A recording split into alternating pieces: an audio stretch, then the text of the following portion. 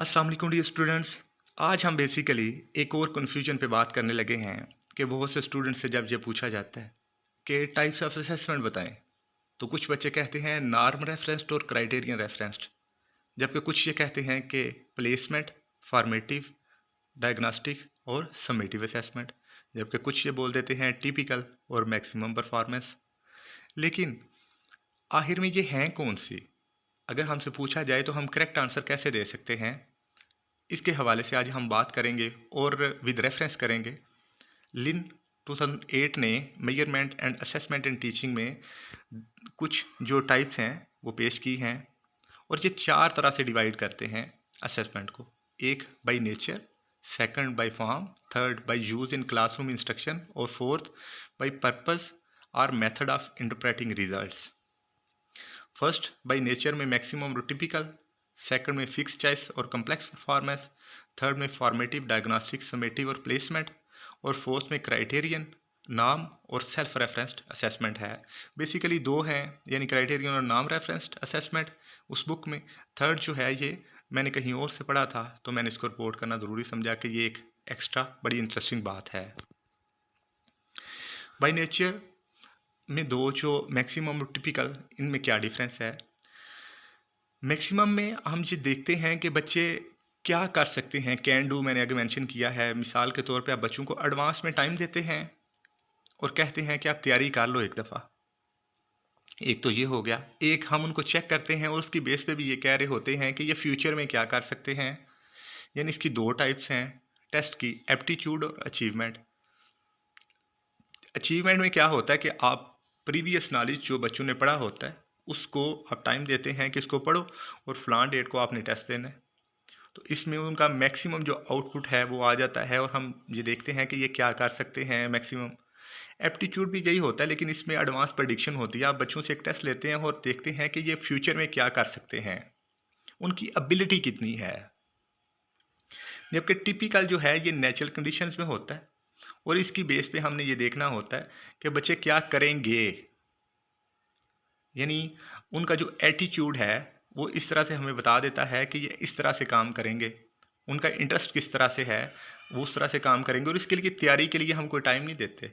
ये नहीं कहते कि आप तैयारी करके आओ भाई एटीट्यूड की या इंटरेस्ट की, वो जो बन चुके हैं वो हैं बस।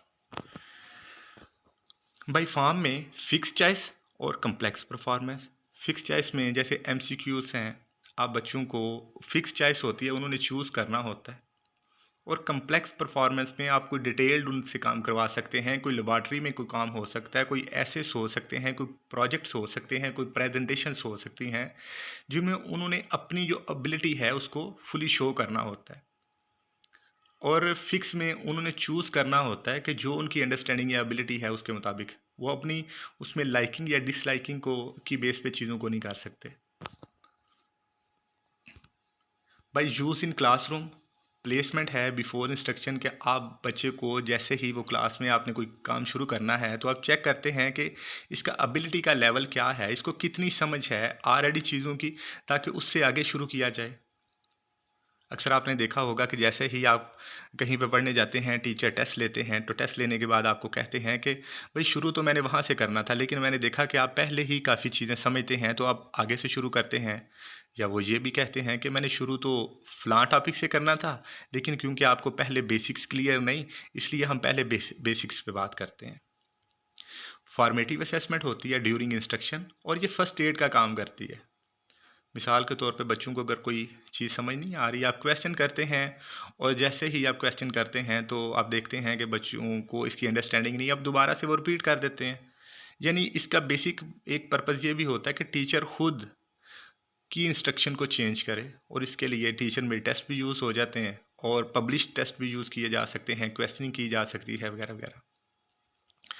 डायग्नोस्टिक असेसमेंट ड्यूरिंग इंस्ट्रक्शन होती है फॉर्मेटिव की तरह, लेकिन ये फर्स्ट एड नहीं, ये एक्स्ट्रा समझ लें कि एडवांस ट्रीटमेंट है। मिसाल के तौर पे एक होता है कि आप 1122 को देखें कि वो फर्स्ट एड, उसके बाद आप हॉस्पिटल में लेके जाते हैं और एडवांस मरीज़ का जो है वो ट्रीटमेंट होता है। स्पेशल जो डॉक्टर्स होते हैं या स्पेशलिस्ट जो होते हैं उनसे वो ट्रीटमेंट होता है। अगर वो फर्स्ट एड के थ्रू ही मरीज़ ठीक हो जाए तो फिर उसको हॉस्पिटल लेके जाने की ज़रूरत ही नहीं होती। तो वो यानी इश्यूज़ जो फर्स्ट एड के थ्रू नहीं सही हो रहे, यानी फॉर्मेटिव के थ्रू आपको समझ आ रही है कि मैंने बड़ी रेपिटेशन की है, मैंने बड़ी ट्राई की है, लेकिन ये मसला तो हल ही नहीं हो रहा। बच्चों को कोई सोशली इशू हो सकता है, कोई इमोशनली हो सकता है, कोई इंटेलेक्चुअली हो सकता है। तो उसके लिए स्पेशलाइज्ड टेस्ट होते हैं, या टीचर भी डायग्नोस्टिक टेस्ट बना सकते हैं, जिनको अप्लाई करके आप चेक करते हैं कि वेदर इशू है क्या, किसकी वजह से बच्चे नहीं एफर्ट कर रहे, या कोई एक बच्चा एफर्ट नहीं कर रहा। जो बेसिकली लर्निंग डिफ़िकल्टीज कंसिस्टेंट होती हैं, बार बार वही आपके सामने आ रही होती हैं।